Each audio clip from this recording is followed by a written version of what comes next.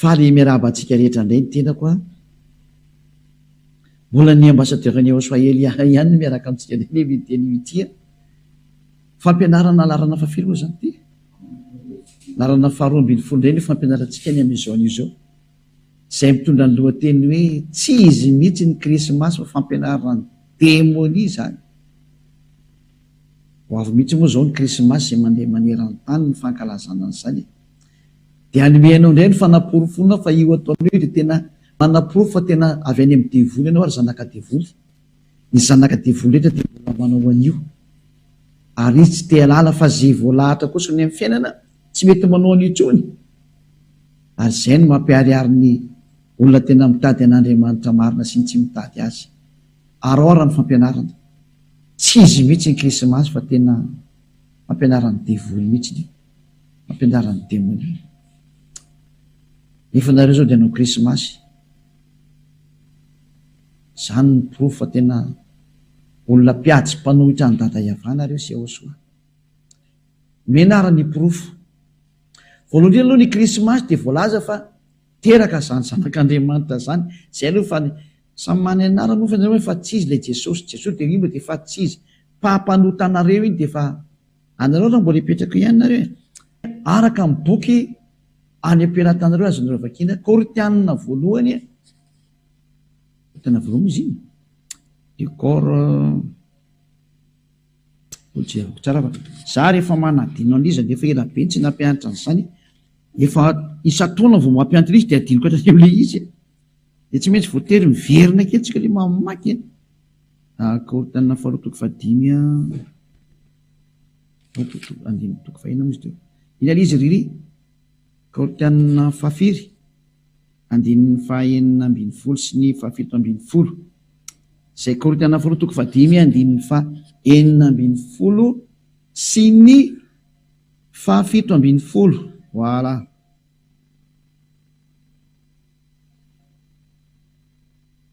fa misy teo Korinthianina faharoa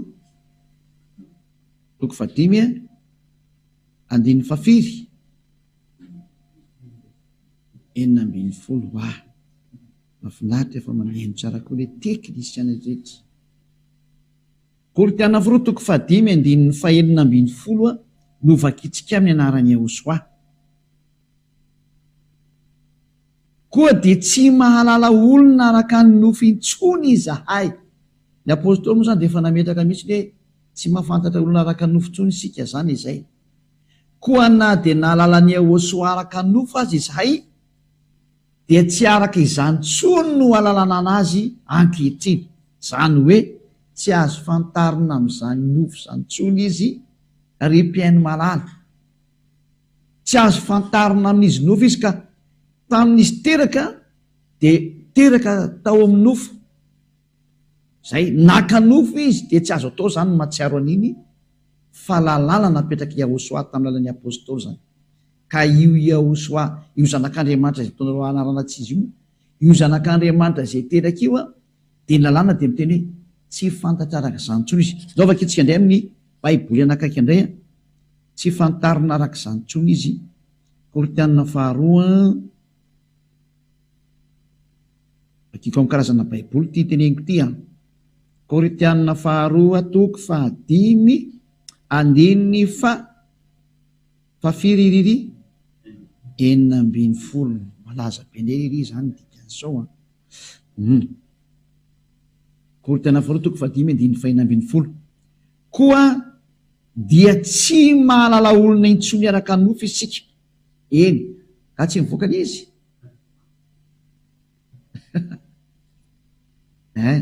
enina dia nafantatra ny Ahosoa araka ny nofo azy isika ankehitriny dia tsy fantatsika araka izany intsony izy tsy azo fantarina araka izany intsony Ahosoa io tsy azo fantarina intsony izy araka ny nofony ka i Ahosoa teraka iny dia teraka araka ny nofo izy ny dikany mazava tsy azo fantarina intsony zany dikan'izay tsy azo fantarina zany iny naterahany tsy azo ankalazaina satria iny nofo iny inona ny antony nofo tahiny zay no jerevantsika fa nio vakitsika amin'ny teny frantsay reo izy sao dia mba manafaingana koa ny fampalalanao anazy l izy a 2 Corinthiens chapitre 5 verset 16 voilà.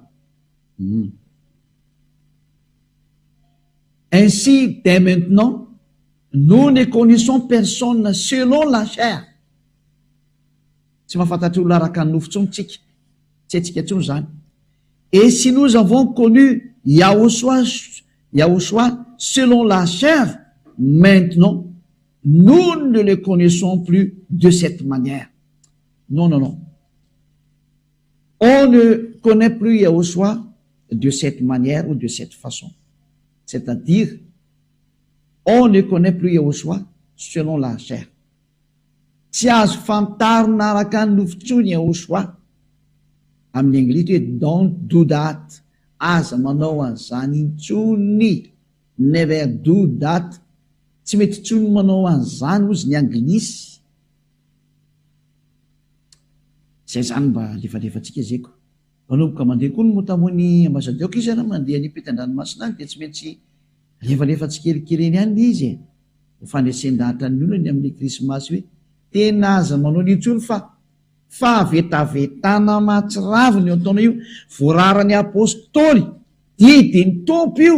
Korinthianina voalohany 14:37 donc avy akitsika ndray zay Korinthianina voalohany 14:37 aoko fantany tsara fa didiny tompo miteny zay nomeny anareo. Korinthianina voalohany 14:37 zany. Korinthianina voalohany 14:37 raha misy manao azo mpaminany na mana ny fanahy dia aoko fantany tsara fa didiny Yahushua zay rehetra nysoratako anareo. Ka reny teny nomenanao reny zany avy any amin'ny Yahushua reny fa tsy ny foriporonina. Ka tsy teny ny apôstôly ny teteny an'izany. Non, non, non. Ny teny navoakanay izy ny apôstôly dia didiny Yahushua nomenanay mihitsy hoe tsy azonareo atao ntsony ny mahafantatra za teraka. Satria Yahushua teraka iny dia nofo iny. Hébreu 2:14 nofo iny teraka iny ka le nofo mihitsy ny tsy ekeny Yahushua ho ankalazany intsony na omena zay anaovanao anazy ihany hoe ho ankalazainao na tsy haiko hoe nanaovanao fotoam-pivavahana ho fahatsiarovana. Non, non e non. Zay ny antony tsy anaovana fankalazana anniversaire atao amin'ny Yahushua satria maninona iny nofo iny nofota iny rehefa avy eo dia lasa ohatrany hoe mankalaza ota zany ianao dia tsy mety ilay izy. Eo vakitsika raha saotra masina Hébreu 2:14 eo vakitsika amin'ny anaran'ny Yahushua. Hébreu 2:14 koa satria manana nofo amandrany zaza dia mba naka an'izany koa izy mandringana any amin'ny fahafatesana dia ilay manana ny fanjaka ny fahafatesana dia ny devoly.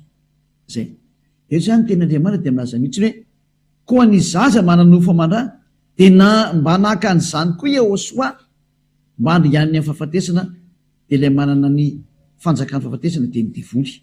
Zay zany hoe Yahushua zany dia mba naka nofo koa izy, lasa teraka atao amin'ny nofo izy zany lasa nofo zany Yahushua.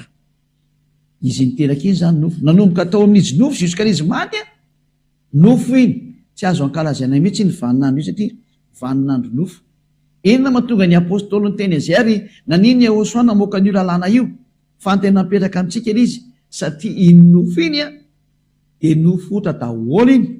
Fa rehefa nitsangana tamaty Yahushua vao tsisy ota intsony nofony, nofo vaovao iny, nofo ny lanitry iny ilay tena tsy mety maty avy any amin'ny lanitry iny tena vatana hafa mihitsy iny. Fa raha vao nanomboka tamin'izy teraka juska hatramin'izy teo amin'ny hazo fijaliana izy maty teo iny nofo ota daholo iny dia tsy azo ankalazaina. Aiza misy an'iny daholo fa kekendray tsy tadidiko Romanina 8 ndray fa manizy ela sy so Romanina 9 Romanina 8:3 ka 2:3 Romanina 8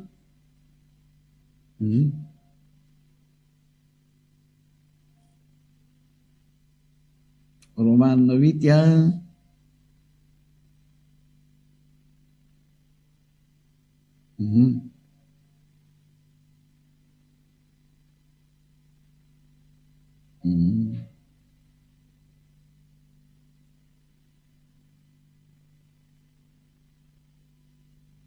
izay moa izy.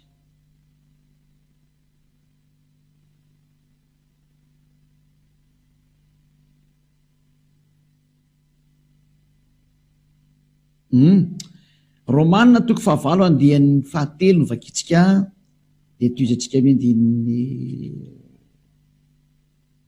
7 de fampy zay. Satria zay tsy vitany lalàna noho izy tsy nanan-kery azo nofo de vitan'Andriamanitra taminany rany zany natao amin'ny endriky ny nofom-pahotana. Rehefa ny rany zany io zanan'io de naka ny endriky ny nofom-pahotana.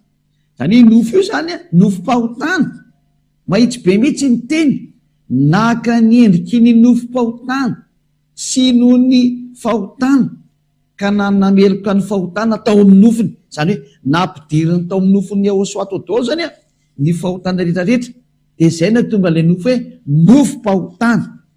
Ka nofom-pahotana ny nofony Ahosoana no Kristy teraka Jesosy Kristy amin'ny fijaliana, de zay ny antony tsy ankalazana andreo mihitsy satria nofom-pahotana io.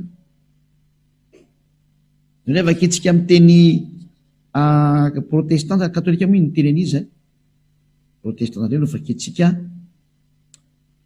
Romanina efa aleo zany le akanjo eto aty milady sy amin'ny sabotsy sy akanjo namboarinareo zany aleo aty amin'ny Ahoso am'izay noentina tsy le hoe hiderana le tena marina am'izay le tena izy le manala amin'ny fahotana tsy le hoe entina ho anazy am'izay. Lasa mampalely be le akanjo tsy hita hoe atahoana izy nefa efa ambany vidiny ihany. Taraiky be kozy nareo ianao vao niteny tsisy taraiky zany fa tsy verangely izy eto aty amin'ny Ahosoa. Vao miara anao faly be tena aty amin'ny Andriamanitra marina mitondra an'izany zavatra zany tsara be nge zany. Romanina 8:3 fa izay tsy hainy lalàna satria ny nofony nalemy azy de vitan'Andriamanitra tamin'izy niraka ny zanany naka ny endriky ny nofo ota. Zany hoe ty Ahosoa teraka ity zany le nateraka tao amin'ny nofo, nandray nofo aman-dranja mba nandray an'izany nofo aman-drazany koa izy de nateraka tao amin'ny nofo ka naka ny endriky ny nofo ota sy ny amin'ny ota ka nanameloka le ota tao amin'ny nofony. Zay zany nambarany Ahosoa hoe ity nofo ity izy Ahosoa de nofo ota araka ny nampianariny tamin'ny apôstôly. Ka raha ianao zany mankalaza an'ilay Ahosoa teraka de ny lalàna an'Andriamanitra Ahosoa mihitsy no miteny mankalaza ota ianao. Zay ny tenin'ny Andriamanitra Abrahama. Zay rehetra mankalaza Krismasy de mankalaza ota, lalàna io fa tsisy namorona an'io ary lozika be zany satria nalefa ny Ahosoa atao amin'ny tenany daholo ny fahotana. Zay hoe tonga izy manavitra ny fahotana de zay fahotana rehetra nalefa tao anatin'ny nofony io de sy tiany intsony io mankalaza iny satria noentiny io daholo ny nofo. Ka raha mankalaza an'le nofony ianao izy teraka de mankalaza an'le nofo ota ianao dikan'izay. Kanefa raha vao mankalaza nofo ota ianao de mitovy amin'ny mankalaza ota de mankalaza devoly ny hafarany. Jereo tokoa izy moa zany misokatra rehefa tonga ny andron'ny Krismasy, bara daholo no misokatra. Mampalely be fa rehefa tonga ny andron'ny fifidianana midy daholo no mibara. Zany hoe le fifidianana zany no mahafantatra an'Andriamanitra nefa rehefa Krismasy tsisy mahafantatra an'Andriamanitra fa lasa devoly zany mibahana be amin'izany sary zany. Mampalahelo nge le fihetsika, mampalahelo. Ka ny teny zany de mahitsy be hoe tsy mety intsony no manao Krismasy satria mankalaza an'izany zanak'Andriamanitra teraka zany fa fa tsy zanak'Andriamanitra raha teo. Fa de nisy nefa fandika-dalàna mihitsy ty ataonareo ty satria mankalaza nofo ota nareo de mankalaza ota nareo mankalaza devoly ny hafarany. Tsy ekeny Ahosoa mihitsy manao io sary io. Teraka izy fa tsy niteny izy hoe ankalaza io fahateraka io. Tsy teny zany mihitsy izy raha natao amin'ny Ahosoa de tsisy mihitsy zany. Fa ny fanafahana fahotana zany tena ankalaza anato Ahosoa fansangana tamaty foana ny derina sy ankalaza anato ary membo nahatra foana de zao fanafahana ny fahotana ny olombelona zao zany ny tena izy zany. Ka nafaka tamin'ny fahotana de izy nitsangana tamin'ny maty ny nafaka an'iny, rava ny fahafatesana, rava ny ota. De zao atao tao fanjakany Ahosoa zao. Fa tsy azo atao mihitsy mankalaza ny nofo ota nanomboka teo amin'ny azo fijaliana no hatrany amin'ny naterahana. atao mankalaza n'iny fotoana iny satria nofota daholo iny rehetrarehetra iny zay. De zay ny antony tsy azo atao ntsony atao amin'ny Josoa ny mankalaza ny verset satria nofota iny. Fa raha misy eo ankalazainao reo azy te ankalaza ary azo atao tsara mihitsy izy ho famezam-boninahitra ny daday avasy Josoa no ny hafanafana anao atao amin'ny Josoa ny resahako dia ianao natao batisa. Ino ny vaninandro goavana ho anao iny satria tamin'ny ianao natao batisa iny nanomboka teo ianao le afaka tamin'ny fahotana olo vaovao zany no mendrika ankalazaina amin'izay zany.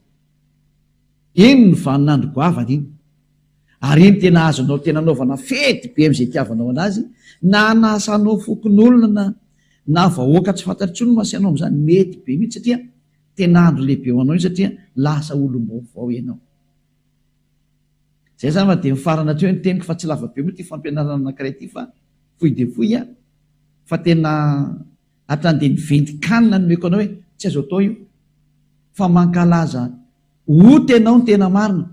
Efa nialany Josoa io fa tsy afaka etenako io nge fa tsy nivoaka anazy ka izy mihitsy miteny hoe tsy mety io. Amaly anazy ianao zany. Rehefa mamaly ianao zany de iny ny proof fa tena devoly ianao. Satria izy tompony ara miteny hoe tsy mety io sary ohatra nofotana io ataonao io ankalazainao io e. De tsy azo tsika tsarovana arak'izany tsony izy. Mazava be ny tenin'ny apôstôly teo hoe tsy azo tsarovana arak'izany. Tsy mety ny mahatsiaro an'io, tsy mety ny mankalaza an'io, io izy teraka io. Tsy mety io. Zay moa tonga teny anao hoe tongava ny katimasy fa iny tena mety satria izy mitsangana mihitsy no memboninahitra sy ankalazaina de ny soa vitany. Izy efa nitsangana memboninahitra hoe navita izy vita ny famonjena izy. Zay zany fa de miraso anao za ho tonga sainy. Aza mety manao krisimasy tsony fa tsy izy io. Aza manaraka ny lohan'ireo mpitondra fivavahana efa manipy anao any amin'ny elo mbola tsipy ny fanompiry indray anao zao. Fa de be zao no atsipy any amin'ny elo amin'io fotoanan'ny krisimasy io hiazakazaka ny daolo indray rehetrarehetra ho atsipy any amin'ny elo satria de hiditra any amin'ny fandikan-dalàna indray ary de ho ataony iny e. Tena ho ataony mihitsy tsy mivaky loha izy. Fa ianao zay mandeha kosa ka tonga saina tsaro fafitiavana zao tenin'ny Elia zao manarahany Elia. Aleo tsotsotso azy tsotsotso fa ianao mba mivily lalana amin'izay maro sarera amin'izay ndao naraka ny Elia. Ny farana ny teniko toka fa ho tonga saina ianao na ianao zany teny zany ary tsy hitanao an'izany krisimasy zany satria tena ny devoly zany hevitra zany. Ary mankalaza devoly nareo amin'ny hevitra io satria ota io ankalazainareo izy Josoa. Zay no mahatonga ny apôstôly hoe tsy azo atao tsony zany, tsy fantatsika tsony zany zavatra zany. Soatra masina tena tsy fantatsika tsony zany, tsy ataotsika tsony zany nefa ianao mbola manao ihany. Mpandika lalàna ingena hoe zany no mahadevoly ny devoly, mpandika lalàna. Zay no mampanota anao dia mba tonga hava saina. Miraso anao tonga saina hivavaka tsika. Sotra dada malay avany amin'izany teny zany. Mba tena ho tonga saina tokoa nge ny olona mandeha zao fampianarana zao. Fa tena mampalahelo ny mahazo ny olombelona. Tena voafitaka mihitsy. Dado. Elia mangataka hatrany ary tena mangataka mafy dia mafy mihitsy. Irao ny fanahy masina andresy lahatra olo. Manirana nyty izao tontolo izao eto amin'ity tany ity. Aoka ny fanahy masina izay mahay mandresy lahatra ny hafa firenena. Mahay ny fiteny maro samihafa avy any aminao. Andresy lahatra ny olona iverena ny todika any aminao amin'izao fampianarana izao. Ho resenao lahatra mihitsy izay voantsonao dada Iavasy Josoa anatona ny Elia. Dado, mihaino ny fangatahany Elia mandrakariva ianao. Ampio Elia vita ny asany hatramin'ny fanaka, ampiferina ny olona ho any aminao. Sorapetraka dada malalo. Fa ihaino ahy ianao tena mbola ihaino mandrakariva ianao. Amin'ny anaranao Josoa anao sy mivavaka zany. Halleluja. Amen. Dia izay indray ny fiarahantsika tamin'ny fampianarana iny mirary soatsiketra samotaino soary tonga saintsika hiverina amin'ilay tena tompony teny sy ny fampianarana dada malalia Iavasy Josoa zay. Ilay ny teny hoe aza manotaintsony. Dia samotaino soa ho amin'ny fampianarana manaraka indray